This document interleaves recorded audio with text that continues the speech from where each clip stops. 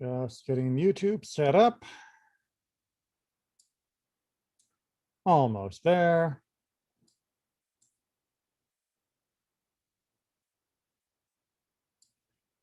All right, park that over on the side. And we're good. All right, we will give it a minute or two for more people to log in, and then we will dive in.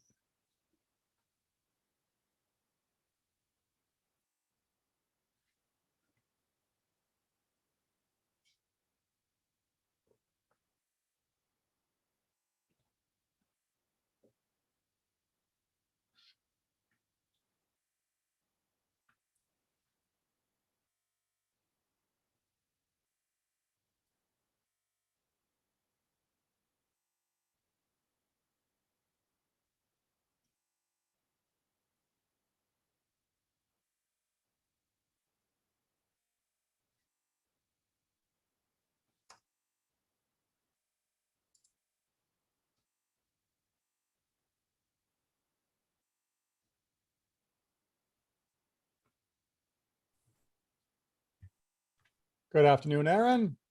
Good afternoon, Rabbi. How you doing?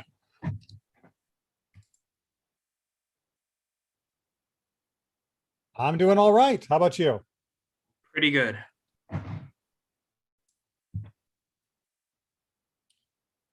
All right, we are a few minutes in. I think that's a reasonable time to get started.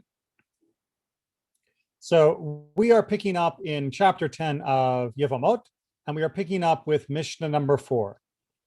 Last week, we had talked about a number of exceptional cases. In particular, the one that we last discussed was when the husband had gone overseas and there were reports of his death that turned out to be, as Mark Twain put it, greatly exaggerated, and all of the repercussions that came from his wife having remarried under a variety of different circumstances under those conditions. Now, in Mishnah 4, we are going to turn the tables.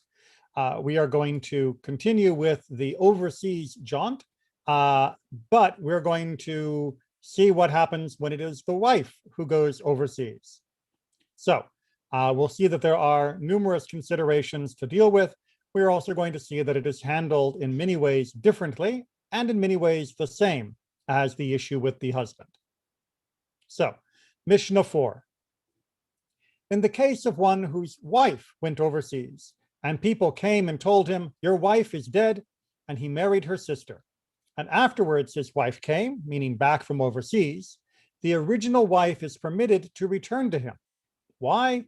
As his erroneous marriage to her sister is considered licentious sexual relations, no great honor, but also not an actual marriage to the woman, and one who has intercourse with his wife's relatives has not rendered his first wife forbidden to himself.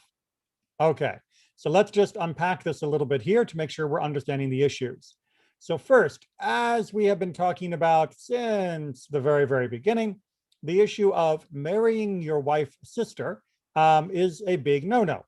You are not allowed to marry your wife's sister while your wife or even ex-wife is still alive. In this case, because he thought she was dead, he went ahead and married the sister. When it turned out that she was not dead, therefore he has transgressed the issue of marrying the sister. Ho, ho, ho, however, he didn't actually marry her. Instead, according to the understanding of this Mishnah, he only had sex. Now, again, no great honor, no appropriate behavior here, obviously something that should never be done consciously, but because that is the case, it means that he didn't actually take the second wife as a wife because he couldn't, because his first wife was still, even if unbeknownst to him, alive. That means that when his first wife comes back, he is allowed to be remarried, well, be allowed to continue to be married to her. That is the phrase returning to him, because he didn't take the other woman as an actual wife. Instead, their intimacy can merely be discounted as having been just sex rather than an actual marriage. because the marriage couldn't happen because the wife, was actually still alive. Because that happened, it then turns to the questions of, well, what would his relationship be vis-a-vis the relatives of the second wife? As we know from before, you're not allowed to marry the relatives of your wife, but what about this second woman? Answer: and he is permitted to the relatives of the second woman. For example, her daughter, meaning that he could marry the daughter of the second woman that he had been kind of married to, but not really, because the first wife was still alive. And this second woman is permitted to his relatives, for example, his son, as the marriage was entirely invalid. It is as if they never were married, despite the ceremony, despite the exchange or the giving of a ring or whatever else might have gone on, and despite even the intimacy. We know it wasn't a real marriage because his first wife was still alive.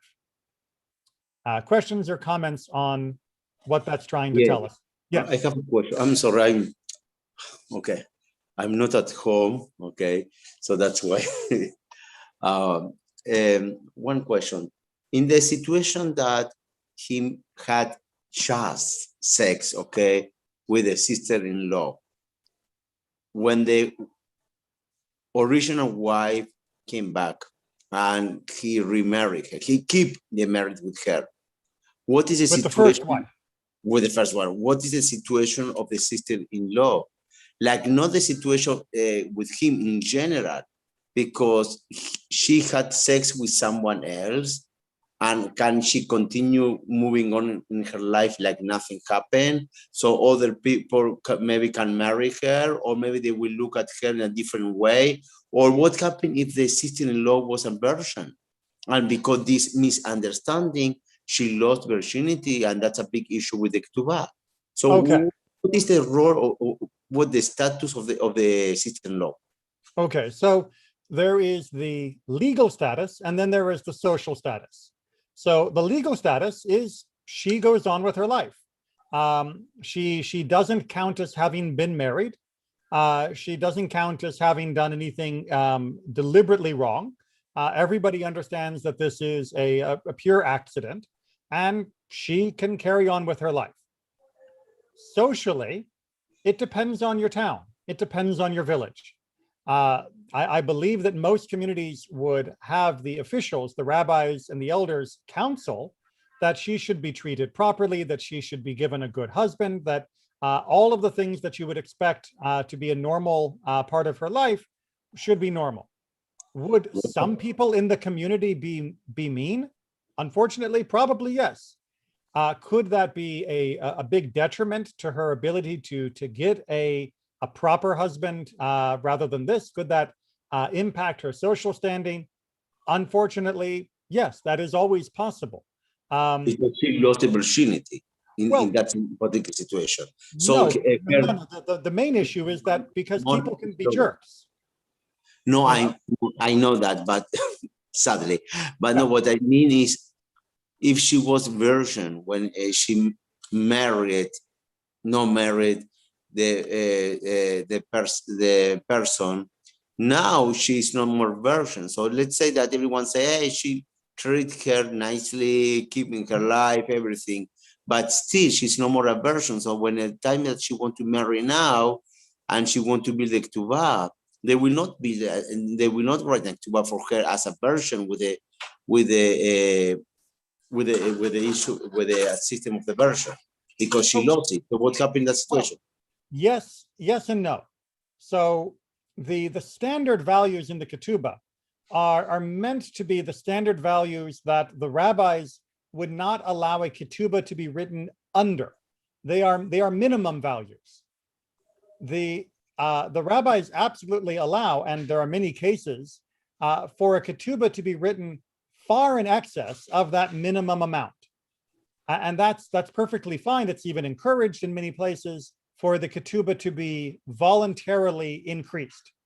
So if the second husband, the real husband who marries her after this whole fiasco, says, look, I don't mind. I will give you the same ketubah that you would have had from the first guy, had that been a real marriage. And that's perfectly fine with me. Here, I'll give you the amount that would have been for a virgin. I'll double the amount that would have been for a virgin.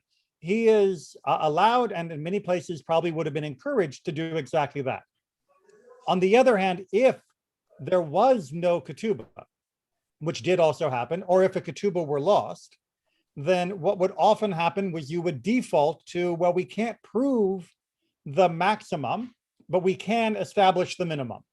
And so, for example, if his children, maybe by a different wife, were the only heirs of the estate when he died, they might argue, well, we can't find your ketubah, you can't produce your ketubah, so therefore we're only going to give you the minimum, which would be the minimum for a non-virgin, as you said. And unfortunately, that is the difficulty in communities, is the law is there to protect us when people have chosen to need the law rather than to give their own compassion and kindness. That makes the law very important, especially because sometimes, many times, people will behave badly, but it also means that the law cannot perfectly remedy every possible situation that some people might behave badly in. Okay, and what happened with everything around her now? Because, for example, now she said, what happened if she's pregnant now? Okay, what happened with the son? Did he come to be an bastard or Okay, not? so that's the second half of the Mishnah. So let's carry on. Hey, Rabbi, I actually had a question though. Okay, yes, Aaron. What's this? It seems like we keep having these questions of whether or not there's two marriages, or whether or not the second marriage is invalid. Right. And is there any, I guess the same answer as with the guy, it's kind of. Well, so in this case, the second marriage is definitely invalid in the sense that it never happened. It is just poof, gone from all of history. No matter how much it looked like a marriage, it wasn't a marriage. But she doesn't receive the ketubah neither. No, because they were never married. Because this kind of marriage cannot work. It's like oil and water. It just won't mix. So therefore, he never was married to her, despite how it might have seemed, despite about the signing, despite the ketubah, the chuppah, the ring. They were never married. They were just going through an act. It was their accident, of course. It's not saying that this was deception, but for legal purposes, it might as well have been on stage. It wasn't real. It was theater. Now, this is different than the reverse case, where it was the husband who came back suddenly. And that's because, and be prepared for something that's going to sound very, very sexist, that is because when a married woman has intercourse with somebody who isn't her husband, that is adultery. When a husband has intercourse with somebody who isn't his wife, that is not the biblical definition of adultery. It is still betrayal, it is still wrong, a person can still be punished for it, but not according to the biblical stricture, because husbands were technically allowed to have more than one wife. Women were never allowed to. So the issue in the case where the roles are reversed is that the intercourse that she had with the unsuspecting replacement husband wasn't something that we could just describe as having been, oh, it was just sex. Because it was with a man that wasn't her husband, who was still alive, that actually can count as adultery, as an adulteress, because obviously there was no intent and none of the other conditions were met. But that is why she then becomes forbidden to him, as well as to the replacement husband. So, Rabbi, like I said, there are similarities and differences between this case and the previous cases we looked at. And Rabbi, if the husband dips into the dowry, when they annul the marriage, he doesn't have to pay that back, right? I think the internet cut out for me there. I didn't hear your question. If the husband dips into the dowry with the second non-wife, he does not have to pay that back when they annul the marriage, right? Ah, Yes, okay. So, because if the marriage never happened, so if she doesn't receive Right. it to he needs to return also everything that she received from her, because we are going back to the previous point before in a time before the marriage. Right. The husband, a husband only has the authority in the ancient world to touch certain parts of the wife's assets because they are married. If it turns out they were never married, then he's just a guy who's spending her money. And yeah, he would need to return that spent money. I thought on one of Because he these, and never had the I can't remember what situation it was, but I thought she gets penalized in one of these. I know that was previous. Don't they I'm penalize? sorry, I don't know if it's my connection or your, but I'm just getting really choppy responses. I one more time. What was it you were trying to say? Oh, I thought she gets penalized sometimes for engaging in a marriage that doesn't exist. That they penalize the female sometimes. And when she didn't, and I don't think it was this one, but I thought it was a different one. Well, it's so. I mean, penalty is again the right. So from the first few Mishnas of this section is where we find that that kind of issue, but it's more a question of penalizing everybody all around, of creating a incentive to not behave in the way that was behaved for all the various reasons. But it's not a question of the just inventing penalties. It is of how they adjudicate the different assets that are involved in all the different parts of the family.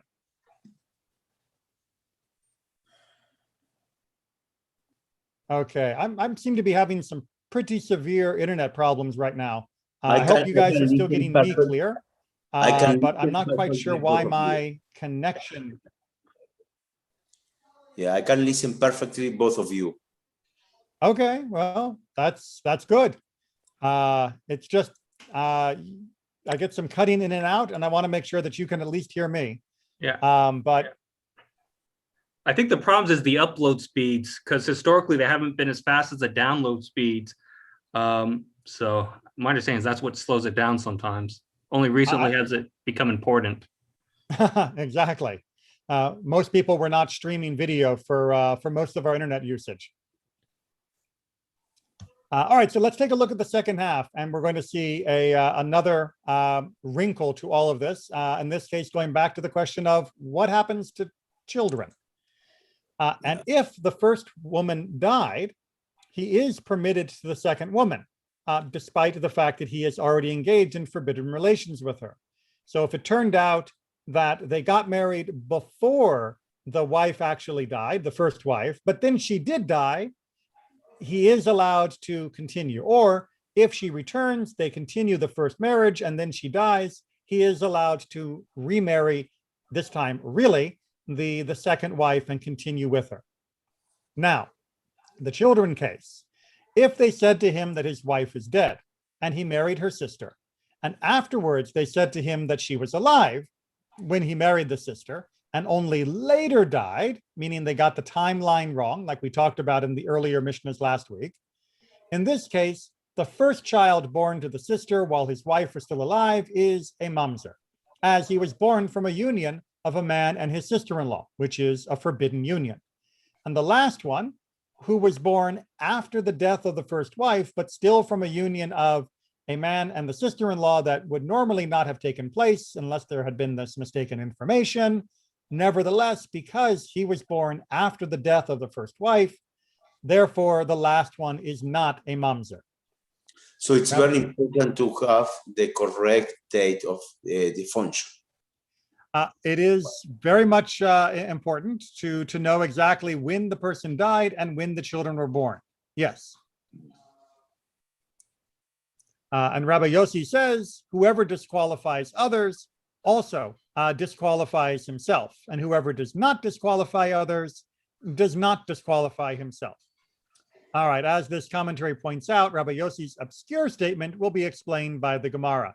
And indeed, as this takes a lot of extra work and a lot of extra opinions, we are going to say, this is where you can click on Sefaria and open up the Talmud page and go read it there. I'm sorry, it's a very involved Okay. discussion. 30 Rabbi. seconds. Can you give us the summary in 30 seconds? 30. An idea.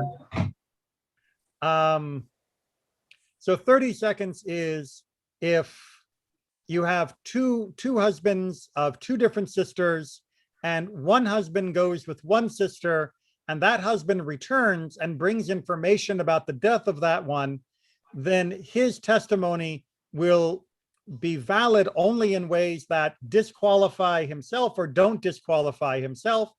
He cannot disqualify someone else, but leave himself permitted to marry her. And vice versa, he cannot disqualify others if he doesn't disqualify himself, right? So that's the very, very short version of how he's bringing back information and how it should impact him as well. But the whole discussion and conclusion is a lot more complicated than that. But that's the main point of the argument. Trying that the person will not be selfish and don't put his interest in front. And also, that there wouldn't be a conflict of interest of, somebody who might be giving misleading information. The biggest issue that they have in this whole topic is we don't know what happened. We only have secondary testimony about the death overseas, both in this as well as in the earlier, Mishnayot. And if somebody had a vested interest in freeing up a person to get married, especially if they wanted to get married to them themselves, then their testimony becomes more suspicious if it just so happens to free her up to marry him, but not to marry anyone else. Then it becomes the core of a mystery novel. Yes, Aaron. Was this was part of this an effort to make sure females are treated with equal amount of respect and dignity of males? So as I discussed in my lunch and learn today, it's hard to ever say that there was always perfect equality of respect, unfortunately. But the rabbis definitely wanted to protect the women as well. However, I would say that in this particular section, it seems to be that the rabbis are more concerned about the actual legal implications that are happening here. And sometimes that will be to one person or another person's benefit. Sometimes it's to nobody's benefit, but it is just what the law is. And sometimes it seems that no one is really being penalized. And I don't think the rabbis are really trying to play sides in their interpretation. They are trying to run through the logical permutations in order to reach a reasonable conclusion that should such a situation arise, this is how you have to actually deal with it. Similarly, when we get to Mishnah 5, we're going to see them run through even more logical hurdles in a rather extreme case, which will lead them to some very complicated conclusions, just forewarning. All right, but Rabbi, I mean, my only question is when I see this Mishnah, I think about the story of Rachel and Leah, and it seems like it's clear that a part of this has to do with the emotional distress that those relationships cause, as we've seen from that section. So it seems like they wanted to protect females from having these destructive relationships. Right, but that's not a rabbinic overlay. That's in the Torah itself. I mean, the whole reason why this is an issue is because the Torah itself explicitly says that a man should not marry the sister of his wife, which we can see the repercussions in the story of Rachel and Leah. But it's the Torah prohibition that is the nucleus of why all the implications happen the way they do in this particular Mishnah. And that's not a rabbis trying to be more helpful or not. That's the rabbis just applying what the Torah says regarding marrying your wife's sister. All right, let's try Mishnah 5. See what we can do with this one. Okay. Everybody going to hold on. This is almost certainly a purely hypothetical situation. Just keep that in mind as we run through what would be, were it real, one of the worst serial tragedies you can imagine. Witnesses said to a husband, "Your wife is dead," and he married her paternal sister. Important. And witnesses subsequently told him his second wife was dead, and he married her, meaning the second wife's maternal sister. Right? So understand that the third wife has no parent in common with the first wife, right? Because the first wife was a sister to the second wife by her father, and the second wife is a sister to the third wife by their mother, which means wife number 1 and wife number 3 are strangers to each other. I mean, they probably know each other, but as far as their relationship, they are not even half sisters to each other. Afterwards, witnesses said that this one too was dead, and he married her paternal sister. That's wife number 4 now. And again, wife number 4 is the half sister of wife number 3, but is not related at all to wife number 2. Finally, they told him that she was dead, and he married the last woman's maternal sister. And I will not give him any of my daughters. Oh my God. He's Hold on. killing everyone. No, but he's not. And then they were all discovered to be alive. All the 4. Not 5. Right? All 5 women turn out, I guess they were like, all being held captive or something. They all turn out to be alive. Yeah, I mean, yes. And like I said, hypothetically, I don't know who would ever let their daughter marry this guy after the first 3 die or die overseas. Yeah. But that's why I said it's hypothetical. But it turns out no one was dead anyway. So what happens to wife number 1, wife number 2, wife number 3, wife number 4, and wife number 5? We know what happens if it's just wife 1 and 2. We looked at that in our last Mishnah. But for 2 through 5, how do we handle this? In this case, he is permitted to his first wife and to the third and to the 5th. Why? Since these women are not sisters, his betrothal to them is effective. Right? When he married the wife number 2, who was the half sister of wife number 1, that marriage couldn't be a real marriage because wife number 1 was still alive. Therefore, that marriage was zip. When he married wife number 3, even though he thought she was the sister of wife number 2, since wife number 2 was never actually his wife, she was just a new woman, a new wife. So now he's married to wife 1 and wife 3 legitimately, because neither of them are sisters to each other, nor are they sisters to anyone that he ever was legitimately married to. So And number so 2, sex. Number 2 was just like the sex that we talked about in the last Mishnah. And since number 4 is the sister of number 3, therefore she is out because that could not be a real marriage. And that means that number 5 is not related to anyone, and she and her marriage to him was legitimate. Now, if he thought he was marrying these women only because they were the sisters of his previous wives, he may be a little disappointed to find out that he wasn't married to wife 2 and 4, but that means his marriages to 1, 3, and 5 turn out to be valid, and he is still married to them. He may be a little shocked to find out that rather than having 1 wife, he has 3 wives, because it definitely seems like he was only marrying sequentially rather than concurrently. But of course, if he really doesn't want to remain married to wife 3 and 5, now that wife 1 is back, or whichever one he wants to keep, he can technically divorce any of the other women. With ketubah, he need to pay the ketubah. 1, 3, and 5 were full marriages. They get all the normal consideration of being a full marriage. 2 and 4, sorry, it's just really, really bad luck. 2 and 4 are handled just like we said in the last Mishnah. And what happened? He can't sustain so many wives. He'll and he divorce them. doesn't have the money. Ah, okay. So this becomes an issue in some of the chuvot of what happens when you need to divorce your wife, but you can't divorce your wife because you can't afford to pay the ketubah. And in this particular case, he'd be trying to pay 2, maybe 3, if he wanted to get rid of all of them, ketubot at the same time. The short answer is he can't divorce them, meaning that he is left trying to sustain them. And he will have to do everything in his power to sustain them.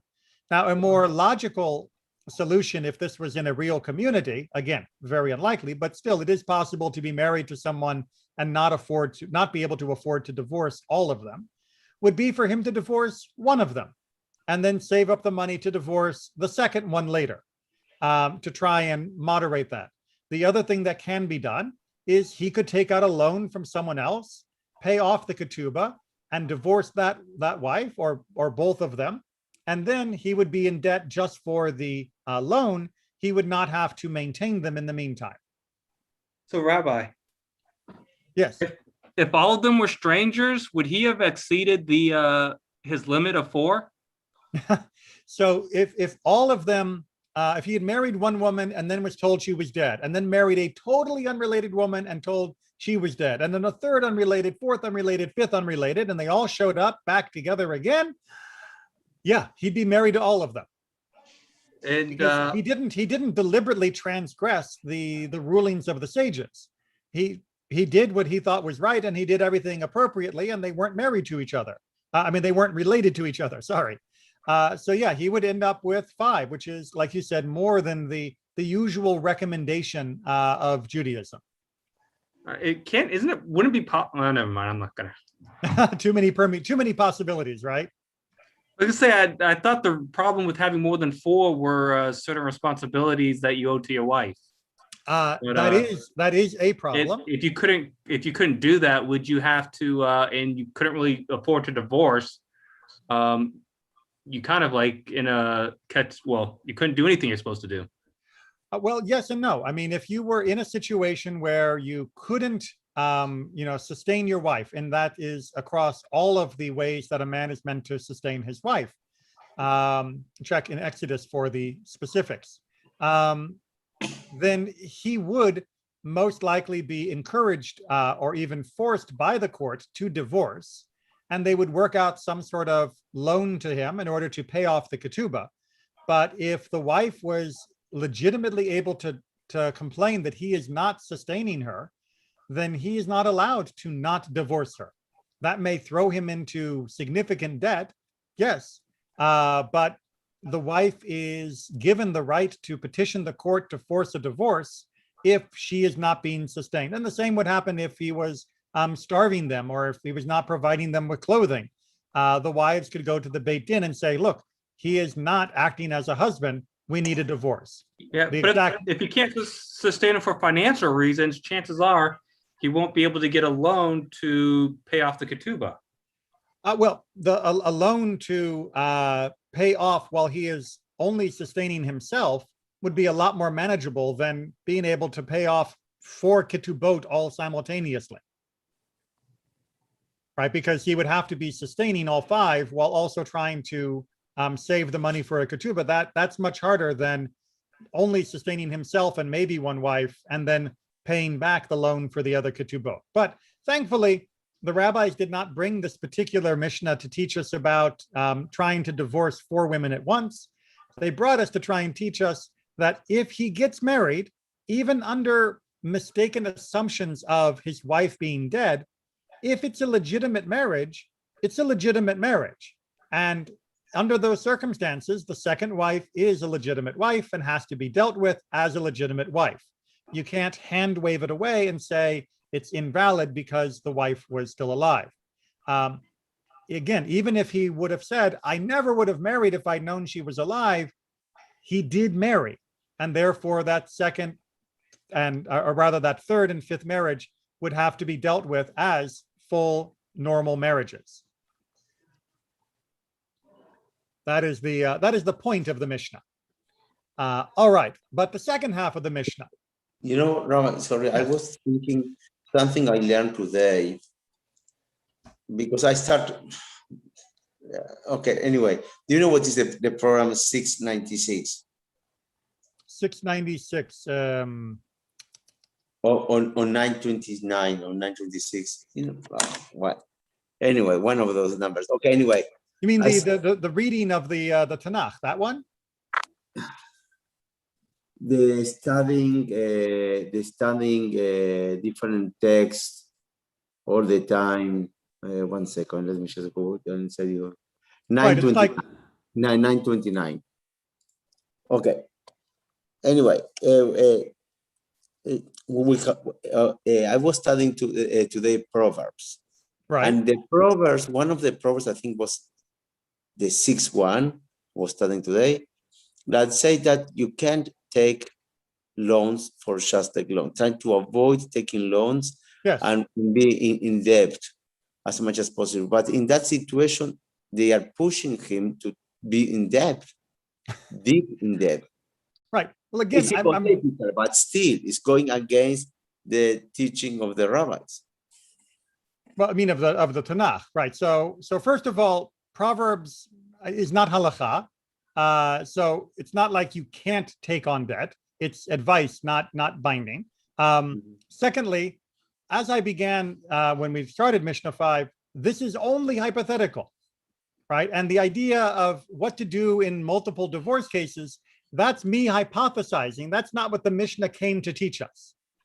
Right? The Mishnah didn't come to tell us about how to handle multiple divorces. The Mishnah came to tell us that a real marriage is a real marriage, even if it was a mistake to get married, because you actually did get married. Now, that might sound like a trivial, obvious thing, but this happens with some regularity. Remember, in Judaism, you don't need much to get married. You need a gift, you need acceptance, you need a formula, and that at least creates the betrothal from which you would need to be divorced were you not to continue the relationship. So it's not unheard of for people to give a gift and say the words and to then need to have a get. And the rabbis wanted to make sure that people took this very, very seriously and that you couldn't just say afterwards, oh, but I only married you because I thought you were a great cook, right? Or I only married you because I thought that you were, rich. No, if you do the deed, if you give the ring, if you give the words, and they are accepted, you're married. And that's really what this Mishnah is trying to remind us, that even though there's this very weird situation happening here, number 1, 3, and 5 are really married. And that's what should be the main conclusion we take from this Mishnah. The other is a fun thought experiment, but not the main thing we want to take away from.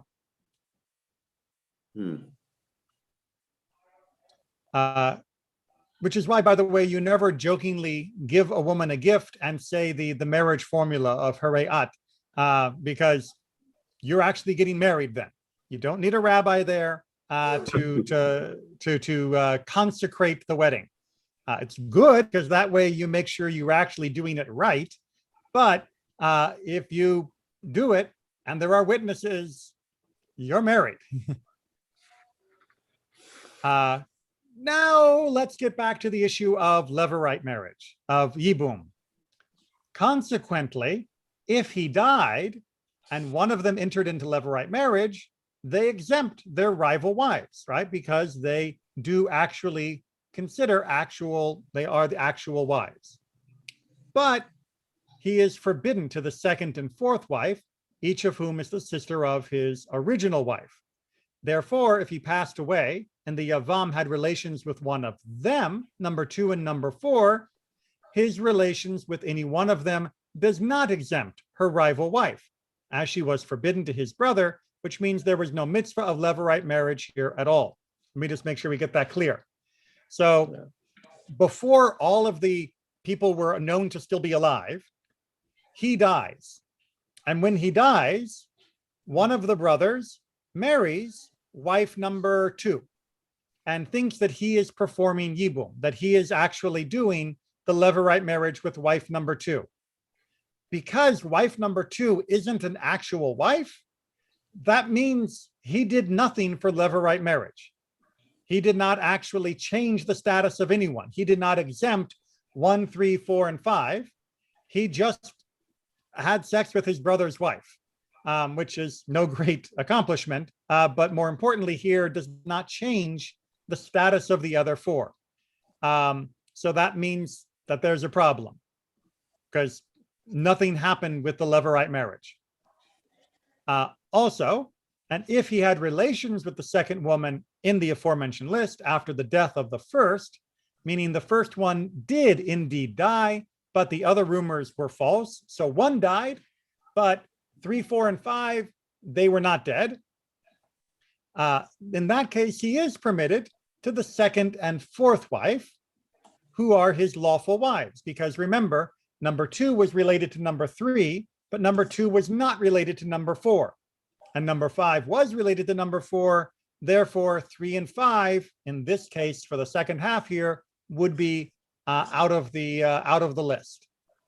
And and who are his lawful wives, and they are exempt, and they exempt their rival wives, and he is forbidden to the 3rd and 5th, the sisters of women married to him, and the sexual relations of the brother with any one of them, meaning 3 and 5, does not exempt her rival wife. Meaning if you did legitimately have a death, everything can reshuffle depending upon the timeline and who was related to whom. Of course, in the end, the best thing is not to get married in this kind of confusing family situation.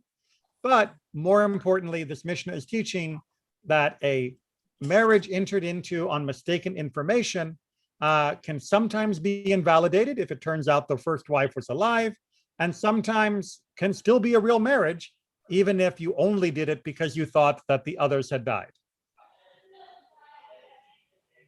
Okay. Phew. It's hard. I get that. This one took me a number of times through when I was studying it. Mexican soap opera is nothing like that. Oh, absolutely not. If you were to take Yevamot and turn it into the soap opera script, people would turn it off because it wasn't believable. And if you don't think so yet, wait till Mishnah 6. All right, so I need to put up a little bit of a warning here. Mishnah 6 contains a description of intimacy between a child and an adult. It contains intimacy between a young boy, 9 years old in 1 day or older, but not yet of bar mitzvah age, and with the wife of one of his brothers. So this is a very sensitive topic, and we're going to have to deal with it as the rabbis were trying to. But I want to make sure that we understand from the beginning and the middle and to the end, the rabbis were not recommending this behavior.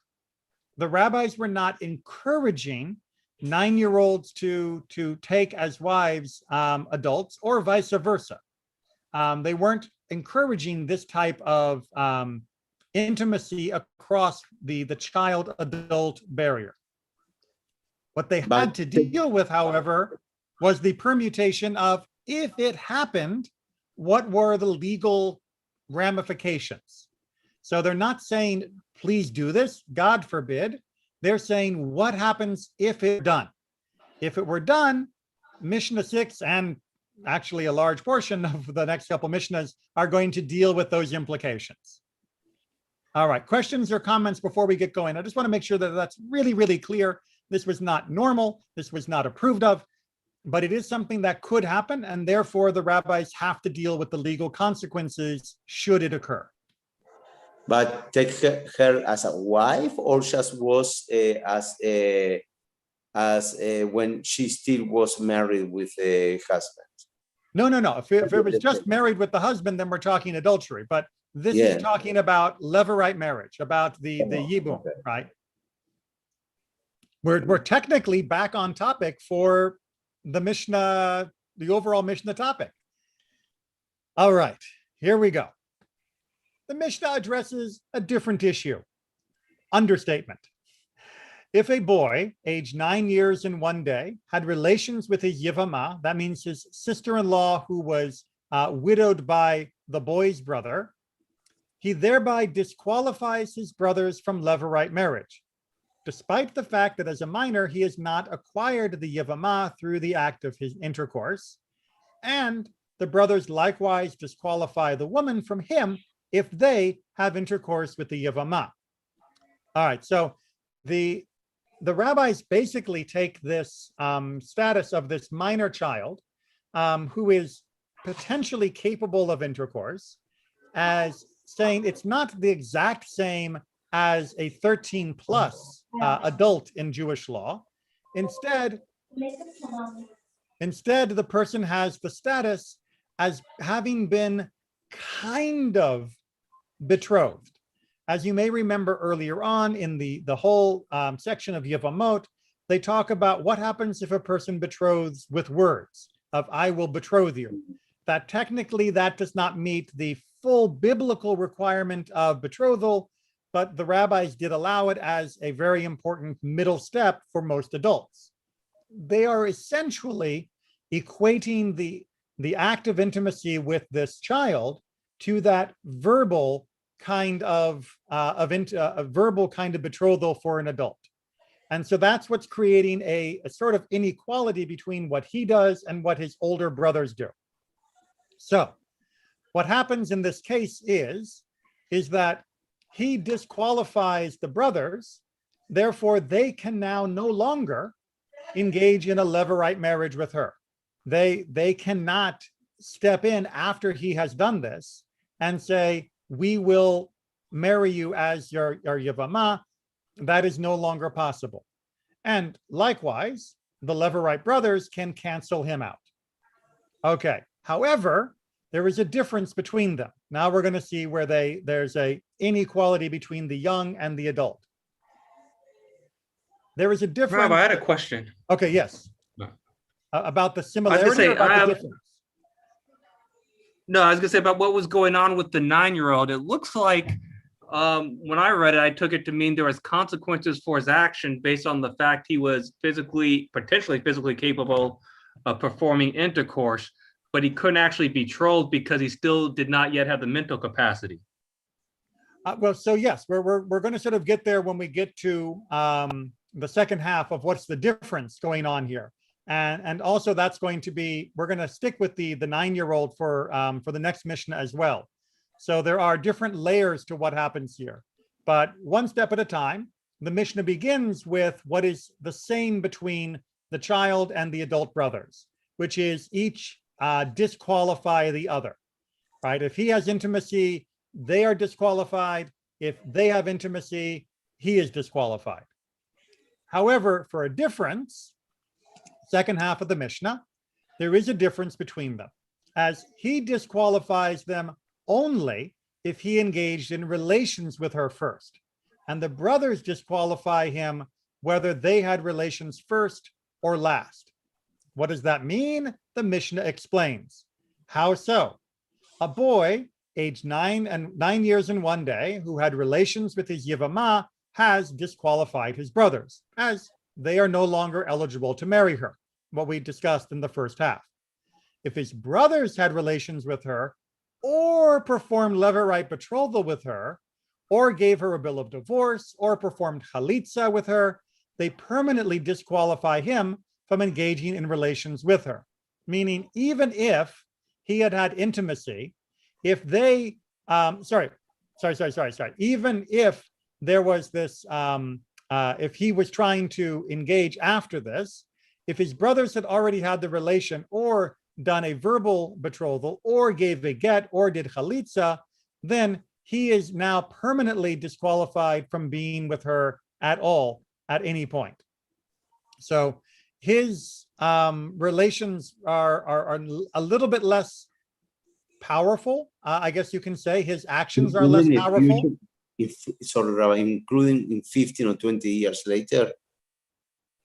Well, yes, because you're not allowed to marry your brother's wife.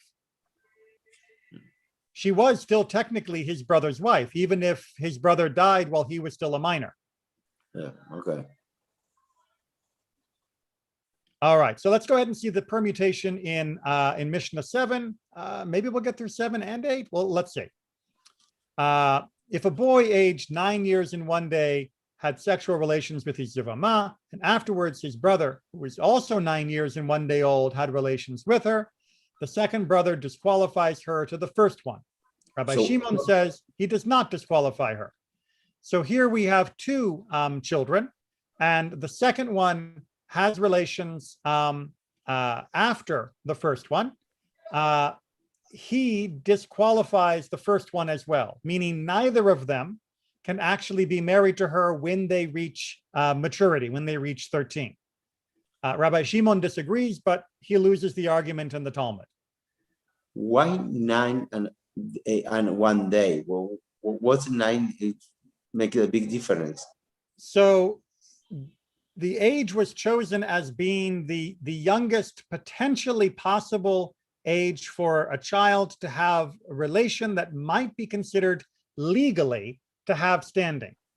While it was potentially possible for a younger child to still have the physical action, the rabbis did not consider that to have any legal standing.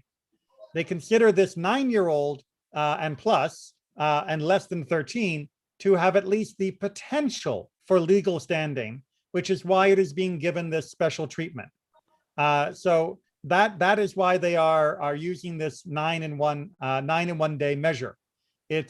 This is sort of the threshold when it is at least conceivable that it would have some legal implication. 13 is definite. 9 years old can have sex with ejaculate. Some 9-year-olds could be capable of penetration. That's what they're really concerned with here. It's not that it is common, God forbid. It is not that it is even the expected normal, not just behavior, but normal physical capabilities. But they were trying to cover their bases for what happens if there's a child that is close enough that people might consider it to have been technically possible, physically possible, at least in some outlying circumstances. And so they are dealing with that permutation. Really, this should be considered as unlikely to physically occur, as the last Mishnah that we saw, where you had 5 women go missing and then all show up again. Okay. All right, and let's go ahead, and I think we'll get through 8. If a minor, aged 9 years and 1 day, had relations with his Yevamot, and afterwards that same boy had relations with her rival wife, he thereby disqualifies her to himself, and both women are now forbidden to him. Remember, we saw way back when that you can't sleep with more than one wife of your brother, more than one widow, because the second one would definitely be the sister of, or not the sister, but would be the rival of the other one. And the second one would definitely be, therefore, the unlawful or the unavailable wife of your deceased brother, who is off limits to you except for having yibum, for levirate marriage. So therefore, if you've already engaged in relations with one, you have disqualified all the others. And if you have relations with the second, then you've disqualified yourself from the first as well. Now, what's novel here is, even though he is only 9 and 1 day, the law that would normally apply to adults also applies to him. That's what we are trying to add here. Rabbi Shimon again says he does not disqualify her. If a boy aged 9 and 1 day had relations with his Yevamot and died, that Yevamot performs chalitza and may not enter into levirate marriage. So what is the distinction here? Normally, if he had had intercourse as an adult, then she would have been considered his wife. Therefore, that would have been normal for her to then become the Yevamot to any remaining brothers. However, in this case, because his age is so low and below the minimum threshold of full adulthood, his marriage to her through levirate, while perhaps satisfying some elements of the marriage that the Torah is describing for a Levirate, because they did have intercourse, is not of sufficient amount for us to say that there should be Levirate marriage for the second marriage, meaning the Levirate marriage on behalf of the first deceased husband. Therefore, because there is enough of a marriage because of the intercourse to demand some form of dissolution, the rabbis say, have chalitza, so that she is freed now from the second husband, the 9 and 1, and not have Levirate marriage with a third brother, hypothetically. All right, everyone following the confusing bouncing ball? All right, one more point and then we'll wrap it up for the day. If the minor married a woman in a regular manner and died, she is exempt from Levirate marriage and chalitza, as by Torah law, a minor cannot marry. So what this means by the regular manner is he basically betroths her verbally and says, yes, I take you as my wife. And then he dies before there's any consummation.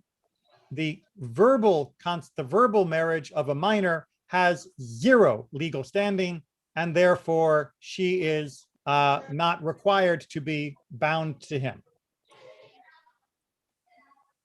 Okay.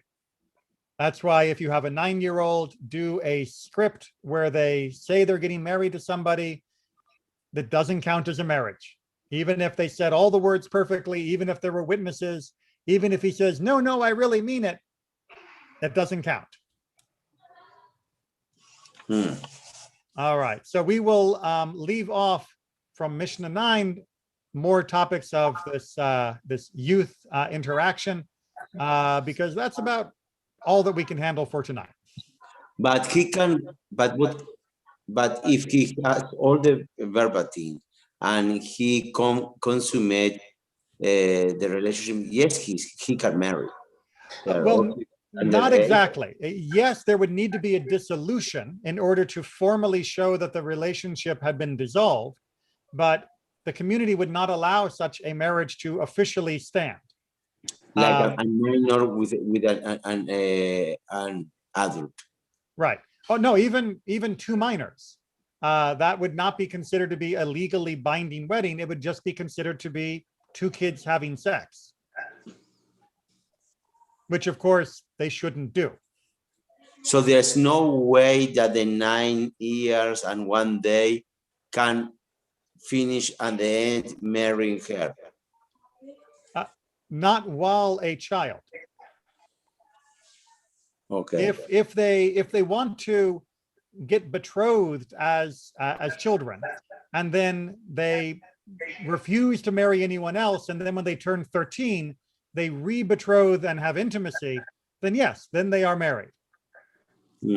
But that is not the recommended behavior. Despite what people think, we did not get children actually married that young back then. People might have become engaged, meaning they were promised to other people, but they didn't actually build their life together at that age. So, Rabbi, yes. If the 9-year-old has intercourse, he's technically married? No. No. He is not married in the normal marriage. With regards to chalitza, or sorry, with regards to yibum, then that becomes more complicated, which is what we were talking about back up here in the earlier ones. That it would be as if, yes, he did meet the minimum requirement that the Torah was discussing. And he's kind of married because he's married per the physical act. On the second one, he wouldn't be married because he doesn't have the mental capacity to make the vow, right? Exactly. And right. Since the mental capacity is important for a regular marriage where there isn't an already assumed bond between that exists once the first brother dies, that's why in normal circumstances, a 9-year-old can't get married. Under normal circumstances, the 9-year-old shouldn't be trying to have sex either.